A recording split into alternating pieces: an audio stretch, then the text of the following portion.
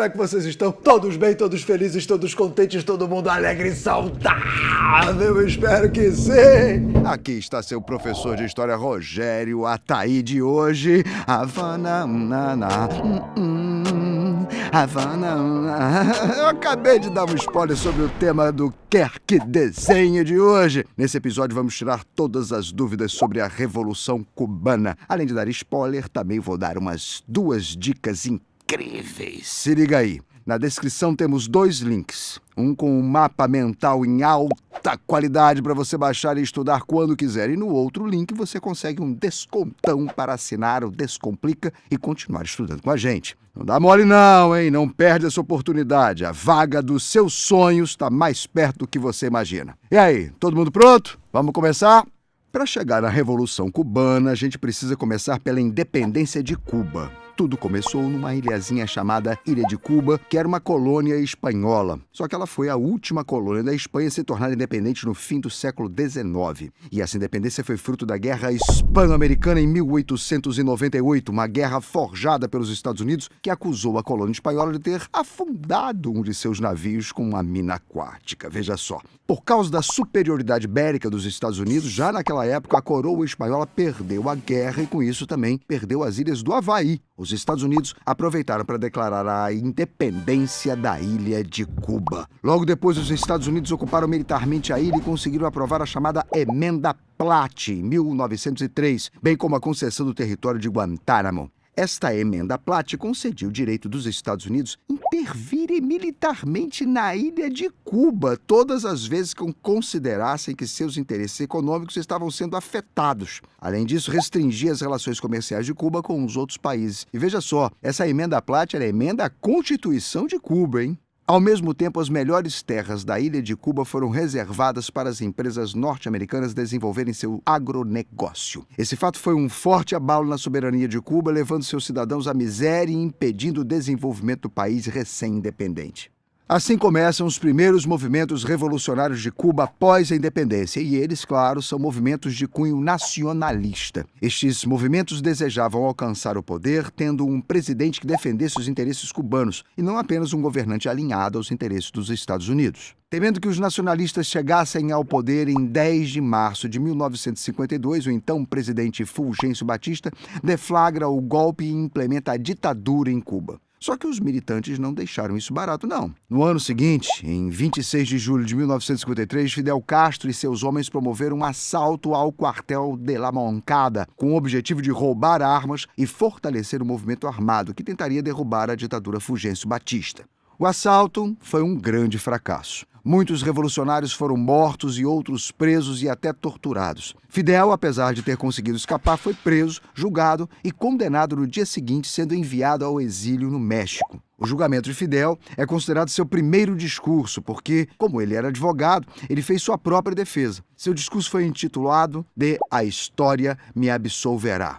Com a libertação de Fidel e seu envio para o exílio, ele fundou posteriormente o movimento chamado 26 de Julho, em alusão ao assalto ao quartel de La Moncada. No México, Fidel organiza o movimento guerrilheiro e também conhece através de seu irmão Raul Castro, Ernesto Che Guevara. Juntos, Fidel e Guevara elaboraram um plano para tomar Sierra Maestra. Em 1956, a bordo do barco Gramna, Fidel Castro, Che Guevara e Raul Castro, além de outros revolucionários, retornaram à ilha de Cuba para iniciar o movimento guerrilheiro e derrubar o governo do ditador Fulgêncio Batista. Poucos anos depois, em 1959, Fidel Castro, junto com Che Guevara, desembarcam em Cuba sob forte confronto com o exército de Fulgêncio Batista. Os irmãos Castro e Che vão para Sierra Maestra. De Sierra Maestra, os guerrilheiros iniciam uma série de ataques aos modos da guerrilha com o intuito de enfraquecer o governo. Inclusive, também promoviam sequestros de personalidades, como foi o caso do piloto de Fórmula 1, Juan Manuel Fangio, com o objetivo de chamar a atenção da opinião pública.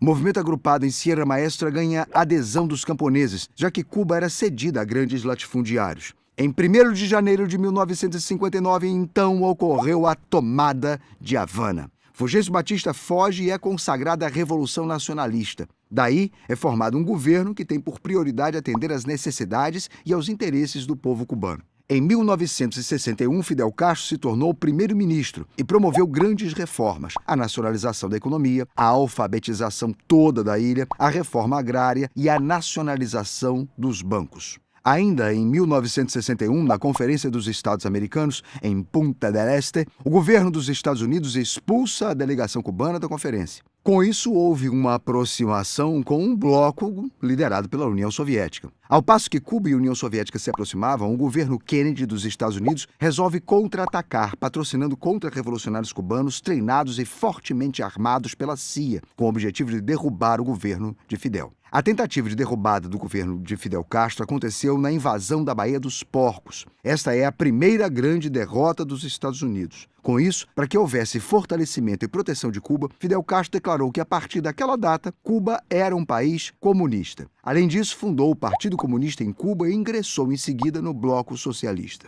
Com o ingresso de Cuba no Bloco Socialista para escapar do bloqueio econômico dos Estados Unidos, um dos acordos assinados entre Fidel Castro e Nikita Khrushchev, o primeiro-ministro da União Soviética, foi o de instalar mísseis nucleares na ilha de Cuba, mísseis estes que pertenciam à União Soviética. A União Soviética começou, portanto, a instalação dos mísseis na ilha e, quando o Serviço Secreto americano descobriu, se iniciou um movimento de maior tensão em toda a Guerra Fria, quase levando o mundo a uma guerra nuclear. E por quê?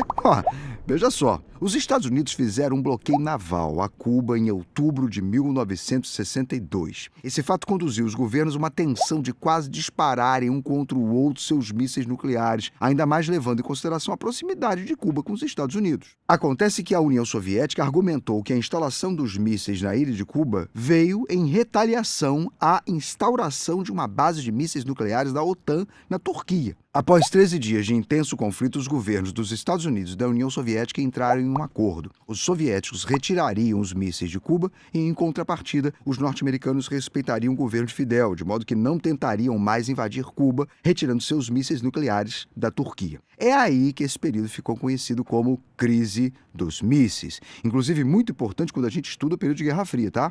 Mas esse já é assunto para outro vídeo que está no card, que está aparecendo aí em cima, e é só clicar para você ver. É isso aí, minha gente! Esse foi o Quer Que Desenhe sobre a Revolução Cubana. Esperamos que vocês tenham gostado. Não esqueçam de deixar o seu like e comentário aqui do vídeo. Também não esqueça dos 2 links na descrição. Um para você baixar o mapa mental em alta qualidade e o outro para você assinar o Descomplica com um preço bem bacaninha. Assim você continua estudando com a gente e pode conquistar a sonhada vaga na faculdade. É isso aí, minha gente. Então, beijo, beijo, beijo, beijo. Tchau para vocês.